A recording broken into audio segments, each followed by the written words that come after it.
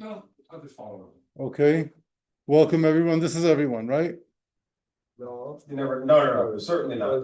Is everyone for today, for A now? lot of people are sick here. Okay, it's the season to be sick. Yeah, this is the season. Okay, everyone. 9,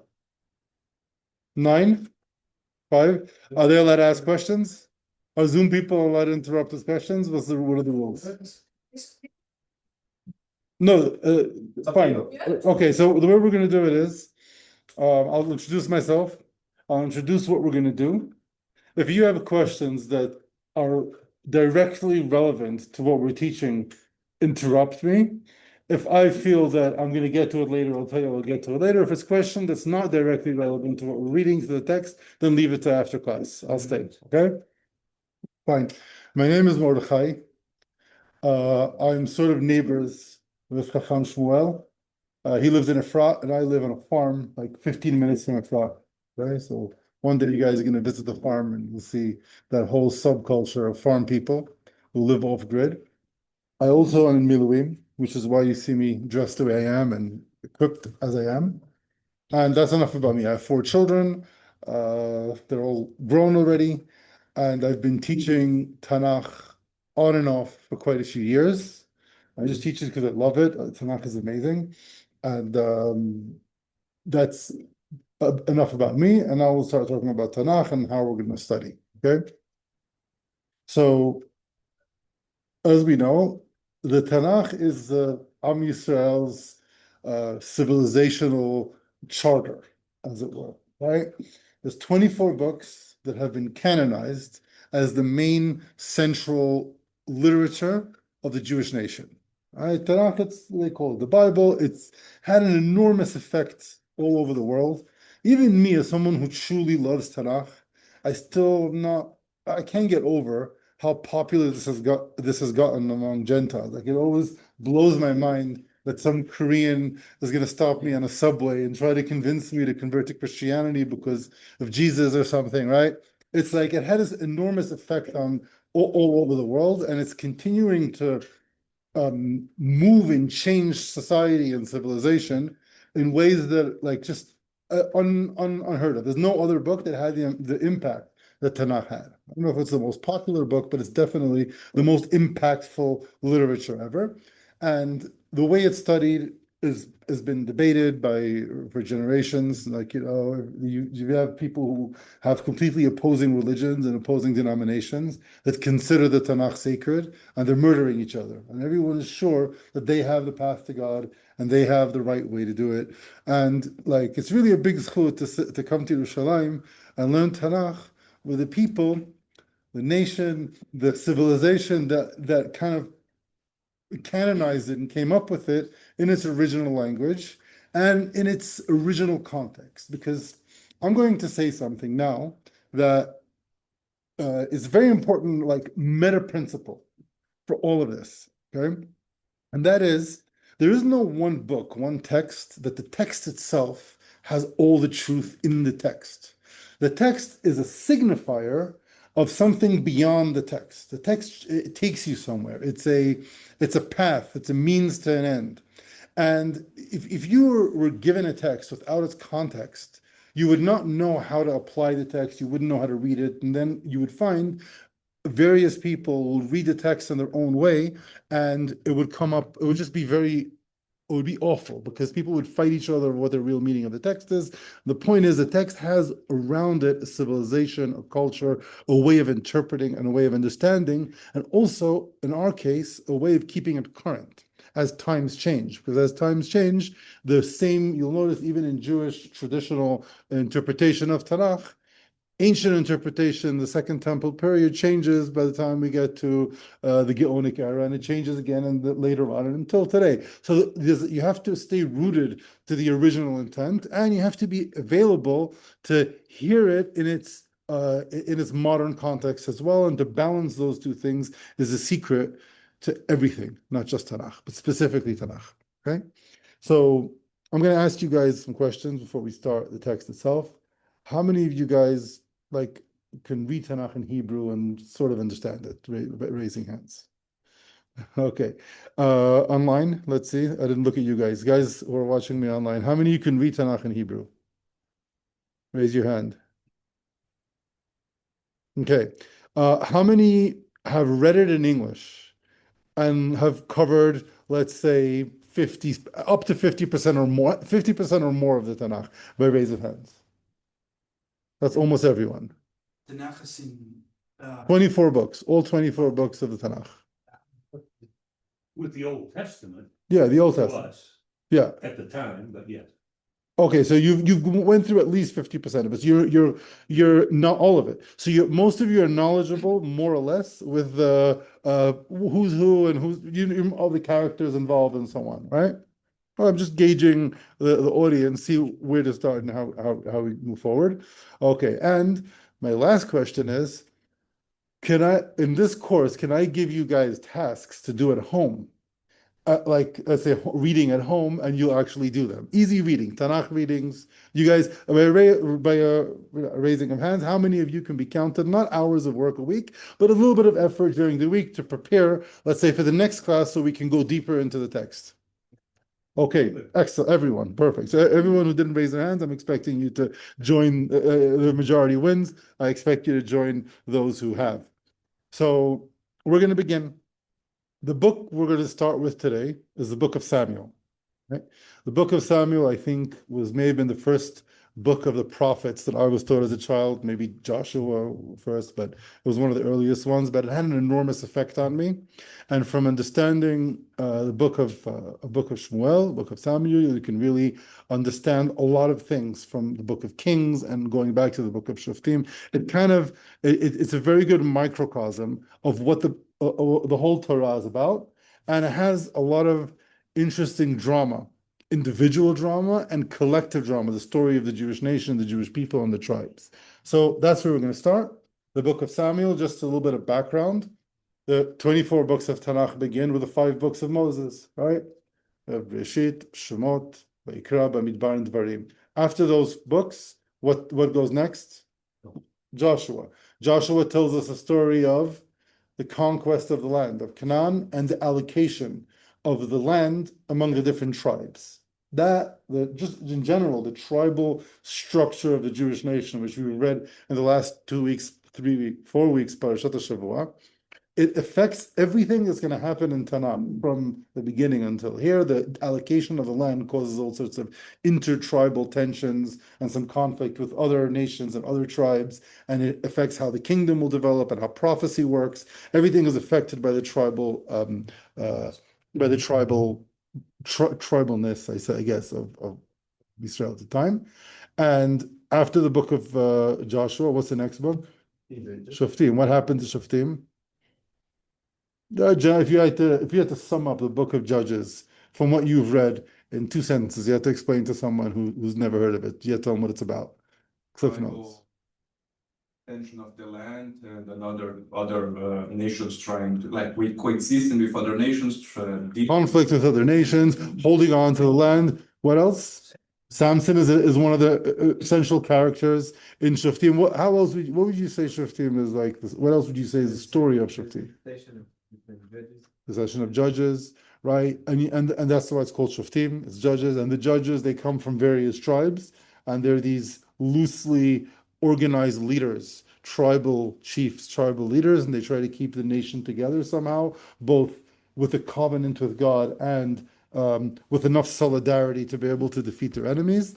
And the book of Shoftim, like most of the Tanakh, is a tragedy. The Tanakh doesn't tell you very many happy stories. They don't end very well. The heroes in Tanakh are not successful. Moses doesn't get into the land. He doesn't see the nation move from this slave nation of idolaters to these monotheistic conquerors. He kind of dies before that, and there's a lot of tension between him and the people. And you find like all the other heroes of Tanakh, as we're going to see now in the prophets, there's a lot of focus on the negative, and we kind of gloss over the positive. So there's a lot of discussion of the crises as opposed to the victories and as opposed to the good things that happen, and there's a reason for it. Because you learn more from crisis than you learn from success, right? And there's always this redemption arc going on, but it's always elusive. So the story of Shoftim doesn't end very well. If you remember how it ends with tragedy, and it ends with chaos, and it ends with basically some sort of anarchy. And the book of Shmuel, Shmuel Aleph, begins in that atmosphere of darkness and anarchy. And that's where we're starting today. So everyone go to the book of Shmuel.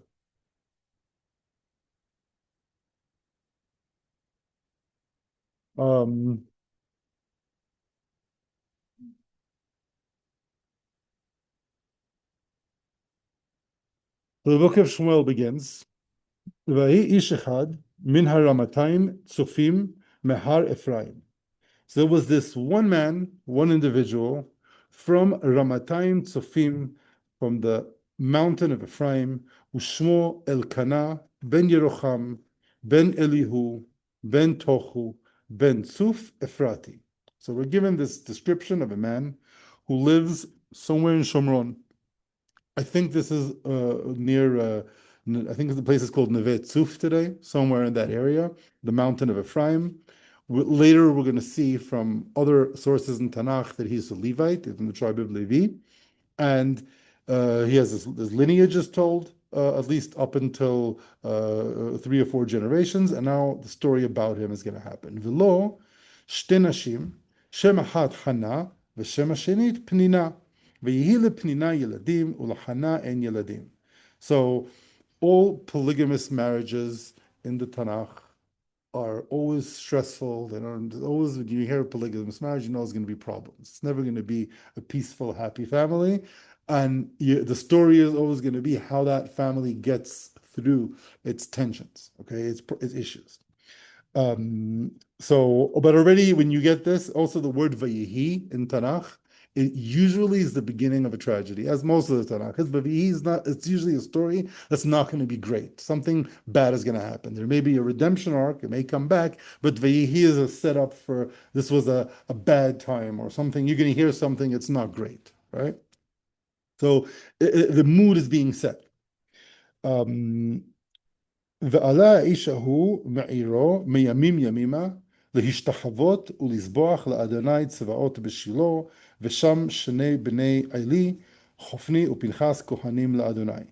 So next part of the story, this man named Elkanah, what does Elkanah mean in Hebrew? He's jealous for God, or a jealous God. So there's some symbolism in his name, and we translate kana into jealousy, and it does mean jealousy, but it also means like a zeal in biblical Hebrew. So he's like zealous for God, and we already see that he has this. He's being characterized as someone who goes every year to the festivals in Shiloh. Shiloh is where the Mishkan is for Moshe Rabbeinu, and from the way it's told, it's hinting to you there's not many people going there, and we're going to soon see that Shiloh is not at its height. And in general, the Jewish story, the tribes are not at their best behavior, nor at their best success, the time of highest success. So Shiloh is this place where there's not many people going. Not, it's like when you go to sometimes you go to a museum and it's empty and no one's there, or a national park that no one notices. This is like the only like real, I guess, historical connection to Moshe Rabbeinu. This is Jewish. This is where the Beit HaMikdash. This is for all intents and purposes, the Beit HaMikdash, but it seems a bit empty. But he still goes. So he's this zealous guy. He has 2 wives, and he goes every year to this to worship. And the words they use here is lishtachavot ulizboach, to prostrate and to sacrifice. And over there you have these 2 gentlemen, Eli and Pinchas, who we're going to hear later, are very corrupt. So it's again a story of kind of sadness, corruption, emptiness. But there's this one man who's trying his best to keep the tradition in challenging times. ויהי היום, ויזבח אלקנה, ונתן לפנינה אשתו לכל בניה ובנותיה מנות. So when the day comes, the day of the sacrifice, he's this patriarchal character. He does the sacrifice. He divides up meat to his wives and to his children, and he's just doing his job. ולחנה ייתן מנה אחת אפיים, כי את חנה אהב, ואדוני סגר רחמה. So there's a common theme in biblical family drama There's oftentimes a woman who's barren and who's very stressed out about it, and she feels inferior, and that's what we have here as well. And what's Ḥannah doing? Ḥannah is kind of sad about it, so he's always trying to give her extra, trying to give her more attention to kind of make up for the fact that she's sitting alone and her co-wife or sister wife or whatever we call it has her children. She has a whole family around her. Now, within that, obviously, there's drama. Both women are married to the same wife, so Pnina is a little bit jealous, or so something like that. She's not happy with that. V'ki asatat sarata gam ka'as ba'avur her ima, ki sagar Adonai ba'ad rachma. So Pnina is described as hurting Ḥannah or insulting her or putting her down for being alone, so till she would lose her appetite. So this is an annual drama, family drama, right? Like those of you Americans, I don't know how many Americans we have here. So you have families where you have like Thanksgiving dinner. So once a year there's Thanksgiving dinner, and there's always that one uncle that makes a scene or talks about politics and says something retarded, right? Or so you have that kind of situation is being described where Pnina kind of ruins the atmosphere every year, and the husband Elkanah can't get a handle on it. He tries, but we'll see what he does. All this is relevant to the story that's coming out of here. What I love about this is that it's a very relatable family drama, but out of this family drama, which is like very individual about someone's feelings and how she's hurt and so on, out of this is going to be born a lesson for generations, like a collective lesson, not just one lesson, but many lessons. So that's the beauty of how the story is set up. We're in Pasuk Chet, 8, verse 8. ויאמר לה אלקנה אישה, חנה, למה תבכי ולמה לא תאכלי ולמה ירע לבבך? הלא אנוכי טוב לך מעשרה בנים. So he would always try to comfort her and say, oh, why are you so sad? Don't cry. I'm better than 10 children. I'm your husband. I'm here for you. Which you could see, he's trying, but this obviously isn't very successful. She wants to have babies. She knows she has a husband, but it doesn't work. ותקם חנה אחרי אוכלה בשילה ואחרי שתו. She eats, she leaves, right, quietly without talking to anyone, just like leaves the table. ואלי הכהן יושב על הכיסא על מזוזת היכל אדוני. So Eli Kohen, the Kohen Gadol apparently, because his two sons are the Kohanim at the Mishkan, he's sitting at the entrance of the Mishkan, and she's coming towards the Mishkan. And the way it's described, again, this is the festival time. You would think there'd be tens of thousands of people there. They seem to be the only people there. That's the situation that we're in at the time, right? She's just showing up, and he's sitting there. V'hi marat nefesh, pasuk yod. She is bitter, she's upset. You can see she's angry, she's not happy. She's praying to God, and she's weeping, and she's crying. And then she makes the following strange vow. And she says, Adonai Tzevaot. This is the first time the term Tzevaot is used for the name of God, and its significance of that is going to come up later. If you've seen the poverty, the sadness, the suffering, the oppression of your servant, and you remember, you give your servant successful seed that I should give birth. So she makes this strange promise to, you would think if you don't have a son and you want a son to have at home, to talk to help you take care of you when you get old, to enjoy his company, his wise comments, right? That's what you want to have a kid for. But no, Ḥannah's like, if I have this kid, I'm going to donate him to the Mishkan, which is a very strange thing to do in her situation. It's a strange thing in general. Who donates a child to this empty Mishkan with just Eli over there? And it's a bit of a strange thing to do, but it's part of what makes the story so compelling. So, Mora lo ya'alel rosho means he's not going to have any yoke. So usually young men in the Stone Age and the Iron Age, they helped their dad in the fields. They went to work. They had discipline.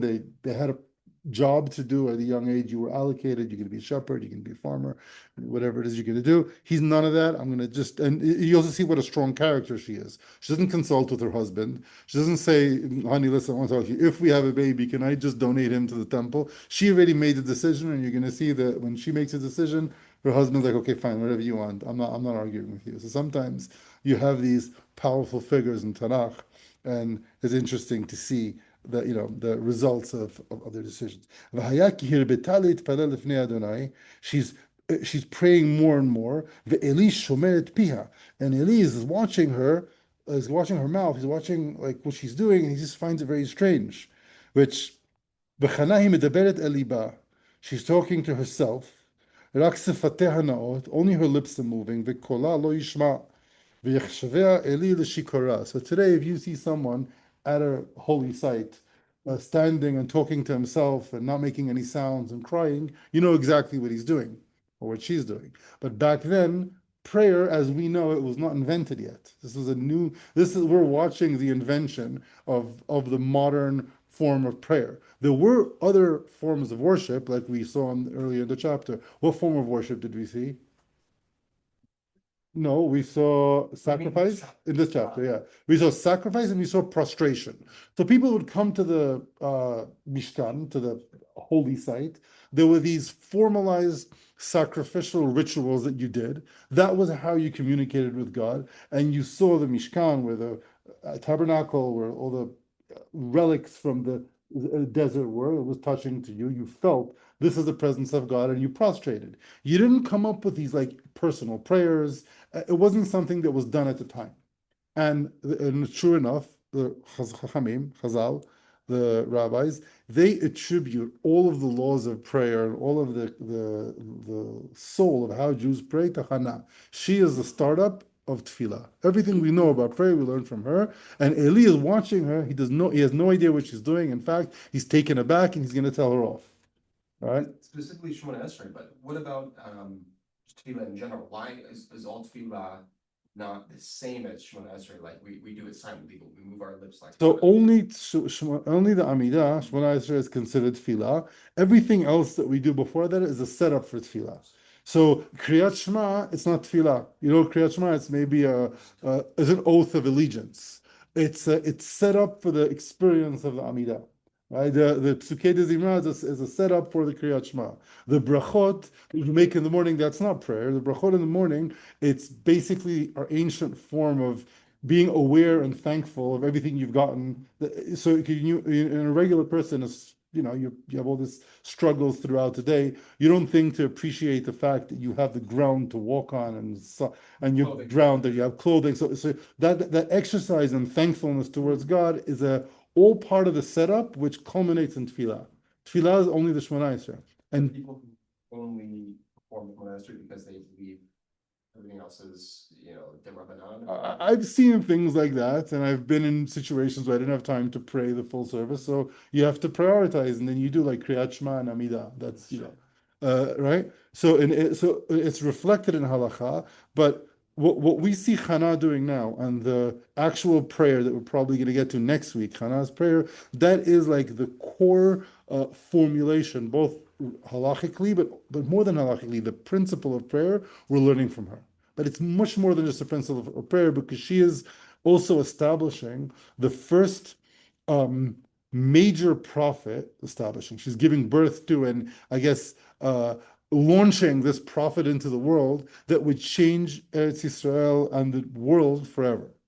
So this tiny, seems provincial and primitive, tribal, human story is really the launching pad for something truly grand. And that's like the magic of this book and all of the Tanakh. So what pasuk were we before I got carried away? 14? Yeah. She's talking to herself. Her lips are moving. She's not making a sound. Eli thinks she's drunk, right? Which proves that the Shemoneh Esrei wasn't invented. There was no Amidah. There was no formalized prayer. Eli's had enough of this. He can see, bad enough, no one's coming to the Mishkan. and it's like kind of desolate. And Am Yisrael is in a really bad situation, right? Now he sees these women, drunk women, coming to the Mishkan. V'yomer alei Eli, Ad matai tishtakarun? How long are you going to be a drunk for? Right? Hasiri et yeinach me'elach. Go home, get sober up, right? And then come to the Mishkan. It's not how you behave. V'ta'an Ḥannah v'tamar. She responds. She says, "Lo Adoni, no, master. Isha keshat ruach nochi. I'm a woman of suffering. I suffer. I'm going through a very hard time. I'm sure you've heard this before. I'm going through a difficult period. Yayin v'shechar lo shatiti. I drank no alcoholic beverage. Ve'eshpochet nafshi lifnei Adonai. I'm pouring my heart out to God. Al titen et amatecha lifnei bat Belial. Do not consider me a woman of, I was going to say ill repute, but it's not what bat Belial means. I'm not really sure what Belial is. Shmuel, what do you, there's all these theories. What do you think is the most convincing translation of Belial? Belial is it's like two words put together. Belial? Yal. What is Yal? Like pit bottom where you can't go. Like you're the bottom of the barrel. That makes sense. Belial, you can't you can't get up from here. So it was a common pejorative in Tanakh when you want to when you're really upset at someone, you curse them, you say you're ben Belial or bat Belial, right? Belial means like you have no yoke of heaven, maybe, yeah. But the people that use it sometimes are not people. If you look at all of the times that the term is used, it's oftentimes used by people who have no concept of a yoke of heaven either. So I think that interpretation is a little more kind of rabbinic, midrashic. But I think what Shmuel was saying is probably more correct. Someone was like just a way of putting someone down. So she says, don't think of me as such a as common pejorative. I'm going through a hard time. I'm crying. I'm really hurt. I'm upset, and that's why I've been talking, and that's what I've been praying. Vayan Eli v'yomer, and Eli responds to her and says, Lechi l'shalom, go in peace. Ve'Elohei Yisrael yiten et sheilatech asher sha'alt me'imo, and the God of Israel will give you whatever you asked. V'tomer תמצא שפחתך חן בעיניך, ותלך האישה לדרכה, ותאכל ופניה לא יהיו לאור. She heard this promise from the Kohen Gadol. The Kohen Gadol didn't know what she was praying for. He just said, I'm sure he's being a nice old Sephardic grandfatherly figure. Yeah, whatever you ask for, I'm sure God will help you. But for her, that was enough to make her feel like her prayers has been answered. And she comes back in a great mood. All right, everything's fine. Now she's happy. Okay. Yeah. Yeah. It's missing an olive. Yeah, I was wondering where is that olive? Right. So you're supposed to think or read it as she'elatech, which you requested. She'elatech is already a hint from the word shiliyah, which is the womb. Huh. Nice. Where's Chacham write this? He's going to answer your prayer. He's going to give you. It's as if he already knows that she's asking for a baby. He's hinting the answer to her prayer is hinted in the response. Because in Hebrew, Shiliyah means what's the word for it? Shiliyah is the amniotic sac or something. So what Shmuel is saying is, I didn't know this before, even though we both studied from the same rabbi who's quoting. So it's bad on me, but it's misspelled. Now, the misspellings in Tanakh have been recorded over generations, and people interpret it in various ways. This novel interpretation says that the word she'elatech is supposed to be shin aleph lamed taf chaf, right? Over here, it's shin lamed. It skips the aleph, weirdly spelled. So, person reads it, reading the story, it's weird spelling. What are you going to do? And there's no hinting to that in English at all. No, the English doesn't record a Hebrew spelling anomaly. There's no hinting to like that. The idea of amniotic sac, yeah, because it's hinted. It's like very broadly hinted. It's not obvious, right? I didn't know this, right? Shmuel knows this, right? Yeah, no, but you remembered. So in his answer, the shelatech, because the word shiliyah in Hebrew, shin lamed yod, is the amniotic fluid sac that pulls out where the baby's born, and therefore, like, is a hint that your prayers will be answered, which is pretty cool. And but she's happy. Something about that exchange made her calm. She felt like things are going to be good now, and she goes home. Little does she know the revolution that she sparked at this nighttime visit to the Mishkan. Vayeshkimu baboker, vayishtachavu lifnei Adonai. They wake up in the morning. They do their last prostrations, right? Vayeshuvu beyavo el beitam haramata. Vayeda al kanat Ḥannah ishto. Vayizkareh Adonai. So he again is with his wife, and God remembers her this time. She gets pregnant. She has a son. Shemuel. She names him Shmuel because Shemuel in Hebrew means like I've borrowed him from God. So she has this her consciousness is that I didn't get a gift, I was given a loan. Everything you can expand that to everything you get, but that's in her case the thing she's been waiting for her whole life, the thing that's been her mood setter, good or bad, whether her whole self-worth is invested in having a kid or not, as we've seen before. But she still sees that child as a loan, and she doesn't see the child as a gift or something that she's entitled to. And when she names him that's like his whole personality moving forward is someone who has this consciousness of someone who's loaned from God. And it would behoove us to think of like what a great way to live that would be, where you see everything, yourself included, as on loan, as nothing is taken for granted. It's a key to sanctity and it's a key to happiness. Because when you think in those terms, you'll never be upset, and because you don't consider anything that you don't consider yourself entitled to anything, and you live your whole life with a sense of mission, and and you live with a sense of mission, and then that gives you happiness and that gives you meaning. Yes. It's a biblical word because it's used, for instance, in Shas when there are Yes. Pikadon is when you give collateral. Yeah. Yeah. Because when the children of Vladimir died, the Bruria says like, hey, because they were a pikadon. Yeah, exactly. He echoes the same sentiment. I was given God gave me something, he lent it to me. It was collateral, and you know, God has given, God has taken. That's the attitude. So the what? What's the name between Shmuel? Shmuel and She'iltiv me'im Adonai. Shemuel. You're saying it should be She'uel. It shouldn't be Shemuel, right? I was thinking the same thing. Because the mem is from ki me Hashem She'iltiv. That's the Shemuel. So it's Hashem Shemuel. It's that's where the mem comes. He's from God. What was it about? It should be Mishael, maybe. I don't know. That's the name she chose, and that's the symbolism of it. I don't know why she chose that to conjugate it that way. I'm not sure. ויעל האיש אלקנה וכל ביתו לזבוח לאדוני את זבח הימים ואת נדרו, וחנה לא עלתה. כי אמרה לאישה עד יגמל הנער והביאתי ונראית פני אדוני וישב שם עד עולם. So her husband Elkanah says, okay, you have a baby now, everyone has children, everything is great, let's do the festival, the annual festival. She says, this year I'm not going because he's nursing and it's difficult for him to travel that far, but I'm going to go next time and he's going to stay there forever. Which is interesting. Like, again, you see the kind of character she is.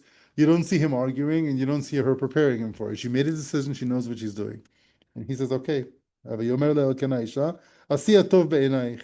do what you want, שבי על גומלך אותו, אך יקם אדוני דברו, ותשב האיש ותנק את בנה עד גומלי אותו. So he's in on it, he agrees, he doesn't resist her plan. ותעלהו עמה כאשר גמלתו, בפרים 3 ואיפה 1 קמח ונבל יין ותביאו בית אדוני שילה, והנער נוער. So explaining the words, she rises up, she goes to Shiloh the following year with the child when he's already weaned, so he can kind of crawl around, walk a little bit. She brings 3 oxen. She brings a bit of flour, which is the flour offering, and some wine, and she brings him to the house of God in Shiloh. And the child is starting to grow. Nar, he's like beginning to have some consciousness. He can talk. He's can communicate. Vayishchatu et hapar v'yaviu et hanar el Eli. They slaughter the cow. They bring the child to Eli. Vatomer bi Adoni. Please, Master, I'm that woman back then who was praying. When you told me my prayer is going to be answered, this is the answered prayer. Is this child. My request, which can also be, over here the aleph is used, but it can also mean my loan that I wanted. He's fulfilled my request. I have given him to God for the rest of the days. And they prostrate there. Okay, so I can't imagine what Eli thought. At his old age, he must have been. We know already that he's old because as the story progresses, now he becomes a custodian, gets custody of maybe a 3-year-old. And Ḥannah says this was the answered prayer, and now and from now Shemuel is going to be like the great hope of restoring the glory of the Mishkan and of the tribal setup and of the Israelite nation that was still being formed. We weren't yet a nation; we're still a collection of tribes, and this is this undercurrent of drama that's contains within it the solution to all the problems that we had in the book of Shoftim. Any questions so far that need to be addressed? All good? I guess we can start with Tfilat Ḥannah. Tfilat Ḥannah, it's going to be a little bit. It's one of the more enigmatic parts of Tanakh.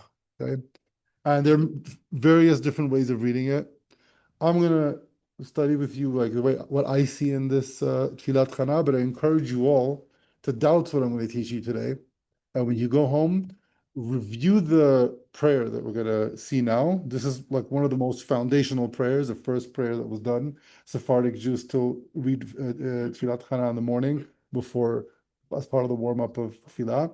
And feel free to look at other commentaries and see how they see it. And if what I'm saying you see somewhere else, or you see anything that contradicts what I'm saying, and we'll get back to it next week. But for now, you guys are stuck with me, so we're going to do my understanding of Tfilat Ḥannah. I don't know if we'll finish it all, but we're going to get started. Okay, you ready?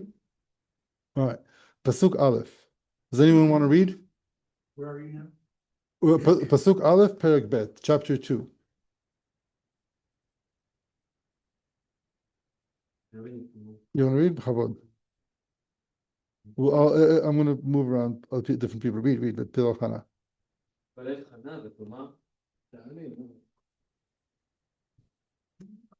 You do Ta'amim? You can do Ta'amim in Navi already?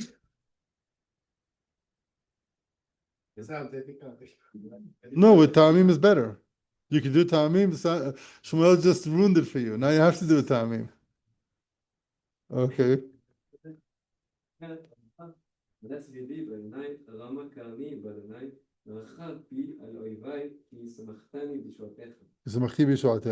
this opening pasuk already starts off enigmatic, right? You read this pasuk, like, what is she saying? Let's translate the words, and then let's see if we can figure out what the message behind it. What is she saying? What is she feeling? Okay. V'tomar alatz libi b'Adonai. What does the word alatz mean? Exalted, right? My heart is exalted in God. Ramah karni b'Adonai. What's keren? Keren is a horn. In biblical Hebrew, keren is pride, right? My pride in God is raised, right?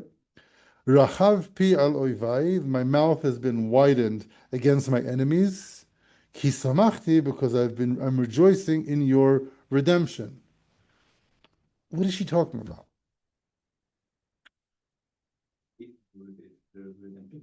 She's anticipating a future redemption of the nation. But her own condition is metonymy for the redemption of the people. So it's connecting between her redemption, personal redemption, collective redemption. That makes sense, right? But what's this? Alatz libi b'Hashem, karama karni my pride and my exalting in God. So, and my enemies, who are the enemies she's talking about? So you think this prayer is like about Plinan? There are commentaries that think so, right? Now, I'm going to argue, and tell me what you guys think of this, that this prayer is her justifying philosophically prayer in general.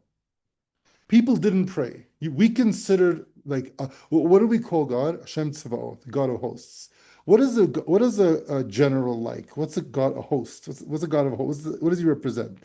It's someone who gives you orders. You do what he says. You have a relationship of respect. You have a relationship of obedience. There is no personal relationship, right? You're in the army. You're not expecting the Ramat Kal to be your friend and have coffee with you. You take orders from him and you follow it. That's what you do. And then you have rituals. You salute. You do your exercise. You go to a ceremony where you get promoted or demoted. Everything is formulated. And we even see this over here. You go to the Mishkan. What do? You prostrate and you sacrifice. That's what you do. She has a startup. She says, no, we're going to do a new thing now. We're going to pray. You know what we're going to do? We're going to talk to God. So there comes in the exalting. I'm exalting. You have to have a bit of pride, okay, to even think of that in this context. And the enemy, maybe it's Pnina, but I like to think that you know who the enemy is. It's not like an actual enemy. The enemy is not like an enemy like the way we think of it. It's an adversary, right? It's someone who it's all of you guys that would, if you were there at the time, you say, what are you doing? Who prays? It's not what we do. We just sacrifice and prostrate. The idea of praying, she's justifying it and saying, my mouth is wide. I have a response. I'm going to justify prayer. This is her in the process of in justifying prayer in this ancient monotheistic cult of worship, which didn't really have room for heartfelt prayer. And that is the adversary she's referring to. That's kind of prayer. What about the way it says or all the prayers that they are in Bereshit? So, first of all, Yitzhak B'Sadeh is not prayer. There's Yaakov praying, is Yitzchak Ye'etar L'Adonai. You do have that, but over here, in the book of Shoftim and in Shmuel, you don't see that. So at this point in time, prayer is not formalized. You had the Avot, who are prophets, having these prophetic experiences and so on, but prayer, the way she's doing it, where you have this heartfelt communication with God, it's something that you need to really justify in the context of like Hebrew monotheism. It's not something you just take for granted. We take it for granted today because we've been doing it so long. But if you think about it, what are you doing? What does God, what information do you have to give to God that he doesn't know? What can you ask for that he doesn't know that you need? What's the purpose of this whole ritual? So Ḥannah, in her prayer, she's working that through, and that's what the sequence that we're reading here is about. Seems very personal, especially because she's saying. Oftentimes when I'm speaking to people, I say I'm not a feminist, but I love conversations to start like that. I'm not a feminist, but Sarah, yeah. Abraham, listen to Sarah. I think of Esther, of course, saving the entire Jewish population. I talk about Ruth, lineage of David. But you just introduced something I don't think I've ever thought about. Would it be fair to say, and Ḥannah brought us modern prayer? Yes, Ḥannah invented modern prayer. Ḥannah also was the mother of Shmuel, as we know him. Without Ḥannah, Shmuel wouldn't have been the Shmuel we have, right? Ḥannah was considered a prophet. I brought it up in the sense of I have so much respect for the rabbis and so much respect for that part of Judaism. But I say we can never forget. Yeah, oftentimes the place of women in our tradition is sometimes suppressed, but you can suppress it when you read the text. The same in the Talmud, and Still that from that. But feel free. What was your question? I was just gonna say, when she says my mouth is open wide against my enemies, it sounds very personal because, like you said, it doesn't really make logical sense, when we're talking about Hashem, he knows everything we're asking for. He knows everything that's Right. going on. So this is clearly for us. Yeah, and I think that the enemy here, the only enemy I can point to, we could think of the enemy like what's your name? He suggested the enemies of Israel, maybe, right? It could be it's a prophetic allusion to that. That may be in the prayer as well. But I think on the base level, what Ḥannah is actually doing right now, she's confident. She had this child. She's making this giant sacrifice, giving him to the Mishkan. So now she's enunciating her justification, her theological background for the institution of prayer. And this is the only way I can make sense of the whole sequence of this rather strange prayer. All right, look at the next pasuk. And over here she's admitting, right? She's acknowledging, "En kadosh ka Adonai, ki en biltecha." There's no one as holy as God. There's no one other than God. Ve'en sur ke Elohenu. So she's acknowledging God is in this high place where you would think prayer isn't relevant or personal relationship isn't relevant. Yet, look at the next pasuk. Read the next pasuk. I'll remember the names one day. I forgot to do the names next time. All right.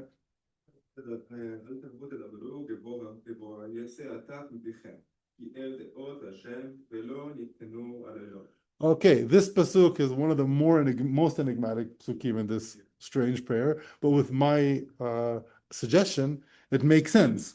She's speaking to that theoretical adversary who doesn't agree with prayer, and she's telling them, "Al tarbutu debrug gvoa gvoa." Do not speak high. What does it mean, speak high? The God that we just mentioned, who's above everything, who's the creator of everything, do not raise him above our ability to communicate.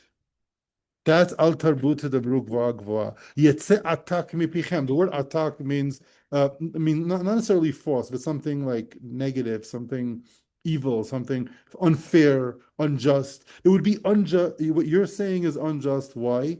Ki el deot Adonai velo nitkenu alilot. What does deot mean in Hebrew, in biblical Hebrew? No, not beliefs. It means in modern Hebrew, it means beliefs. In rabbinic and biblical Hebrew, deot is what we call midot, character traits. So God cares. That's what she's saying. She's saying, do not put God on this monotheistic, completely separate pedestal where prayer isn't relevant and our only relationship with God is prostration and ritual. No, we also have a communication channel. That's what she's trying to say. And he knows the paths and the ways of humans and the ways of nature, the way things work themselves out. And then she goes on to justify it. She shows you the following phenomena. Keshet Giburim, Chatim, the bow of the powerful, of the heroic, meaning people you would think are successful and they can shoot, they're missing for some reason. Sometimes you'll see someone who has all the reasons to succeed and he fails.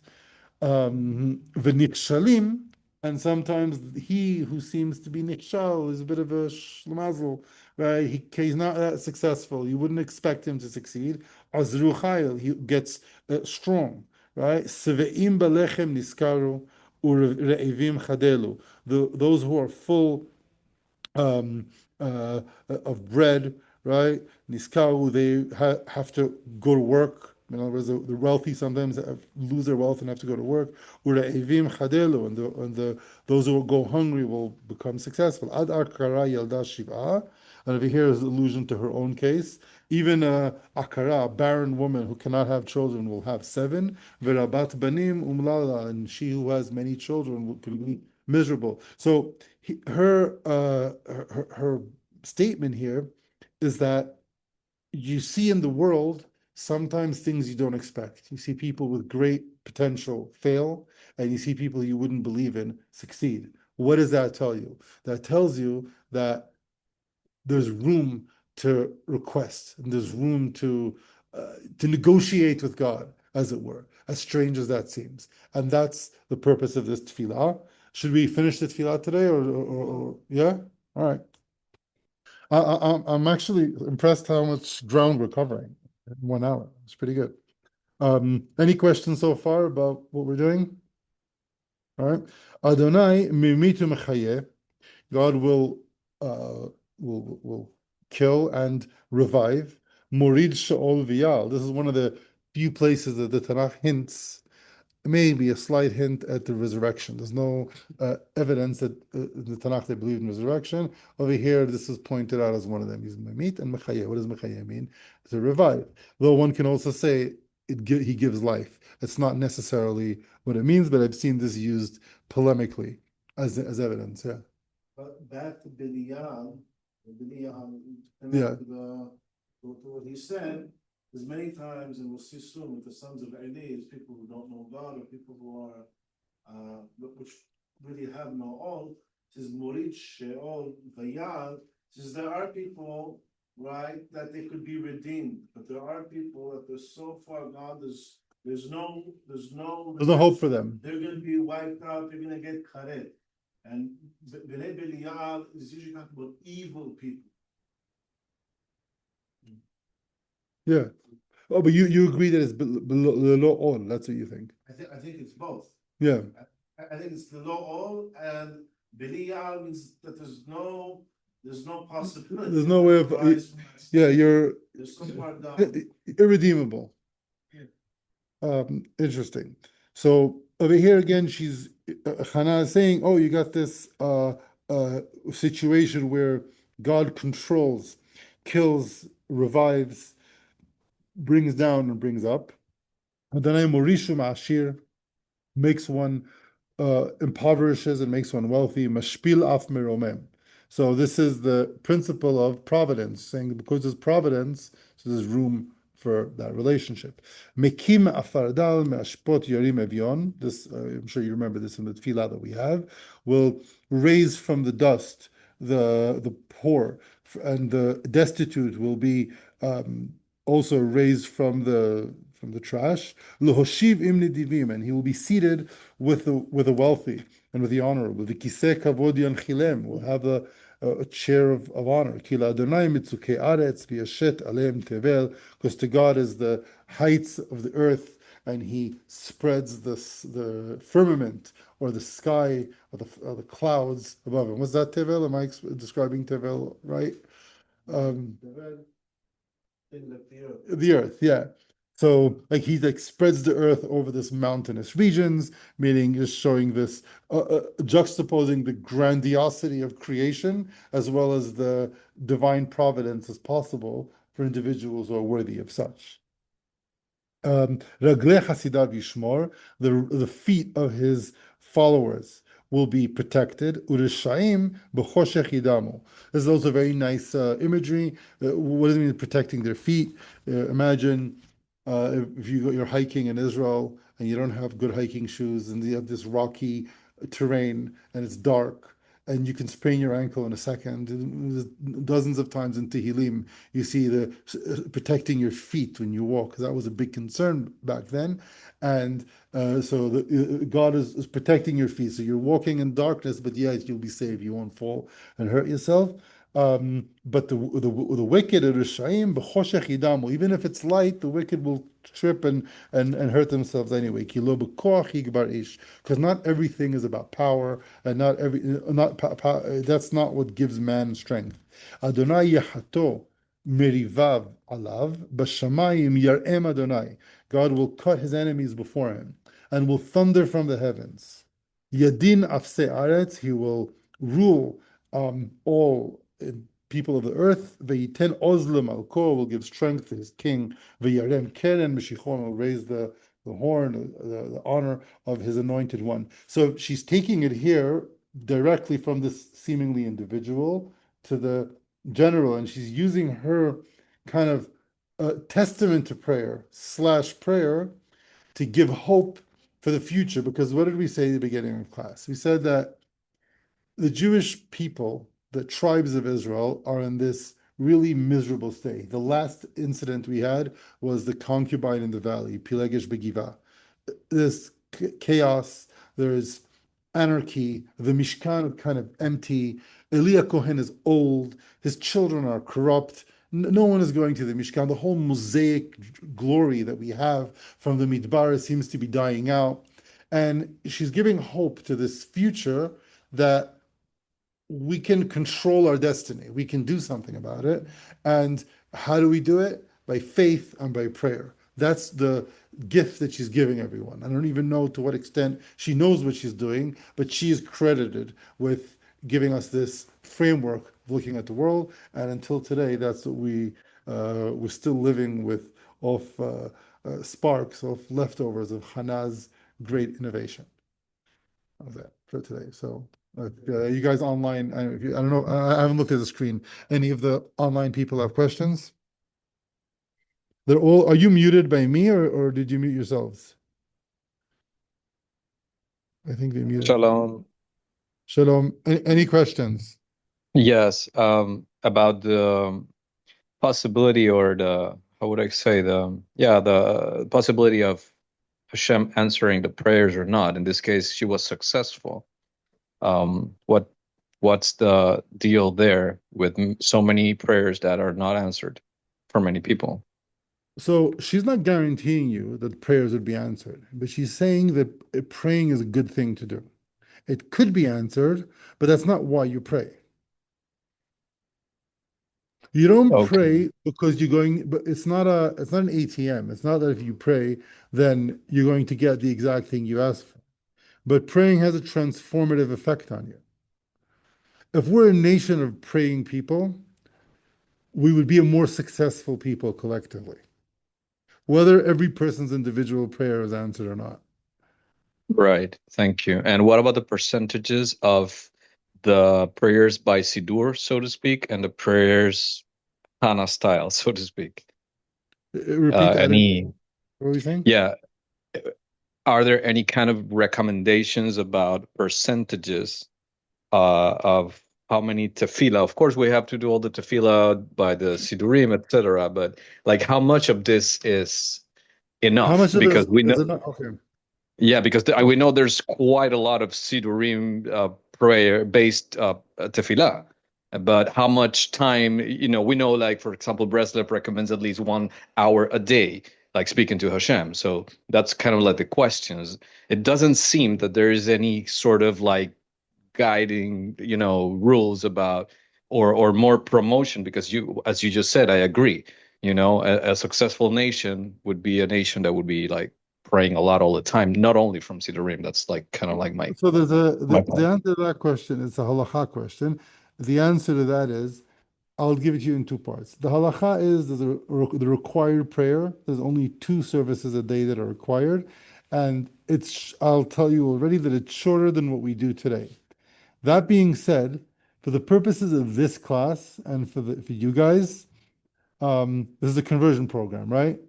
Right? That's what we do. The most important thing is not to do the exact minimum needed, but it's to like fit in and assimilate into existing communities. So even though you may be in a community that adds stuff to prayers that aren't really necessary or not really like part of the original service, at this point in your development, if you're like going to be Sephardic, use the Sephardic Siddur. Don't do anything fancy. Not yet. There's going to come a time for that, but I don't know if now is the time. Understand? But Thank you so much. The halacha is there. If you look at the Mishneh Torah, you can see the exact like what is tefillah and what is warm up for tefillah and what's not even warm up, like not even required at all. And if at home you don't say all of the things in the siddur, or even in shul if you don't say it, that's fine. That's okay. As long as you do the Amidah, the Kriyat Shema, the Birkot Kriyat Shema, and the Birkot HaShachar, you've fulfilled your obligation. Thank you very much. History question. Because in Pasuk Chet we have a Pasuk that's almost literally to a Perek of Tehilim that we say in Chalel. And it's also Perek of Tehilim. The Perek Chet in Tfilat Ḥannah. Pasuk Chet in Tfilat Ḥannah, yeah. Then change it, because in Chalel it's it's not like this, but also the Perek of Tehilim finishes with something about also like pregnancy, like Moshe Yakelech Baitem Abanim. Yeah. So which text probably borrowed from which text? I would assume that this Tfilat Ḥannah is a raw, like unfiltered version that was later. I would assume this is the earlier one. Yeah, but it's a good call from Hallel. Any other questions? Okay, homework for next week. I don't know. I think we do this every Sunday, right? That Sunday is a Navi class. Okay, what I'd like you to do is to make this class more efficient. I'd like you to review Tfilat Ḥannah and the chapter we did. Just think about it. Let the text talk to you. See if you have any of your own takes on it. And if you can read the next chapter, so we're going to discuss the next chapter, but we'll all be conversant. So the next chapter, meaning it's not the whole chapter, let's see. It's from, let me see. We're in chapter 2, right? That's where we're at. Yeah, so we just started chapter 2, finished chapter 2 up until 3. And then from 3 until 15. Okay? And until Pasuk Yod, until Pasuk Tetvav. Okay, we can do that? All right, excellent. All right, thank you so much. Looking forward to seeing you next week. And Allah Akbar. Thank you. Thank you. Toda Rabba. You're welcome. There's no reference to the Bible. Thank you, Toda Rabba. There's no what? There's no reference to the Bible of dead and none. There's hints, very slight hints that they're all debatable. It's mentioned. Okay.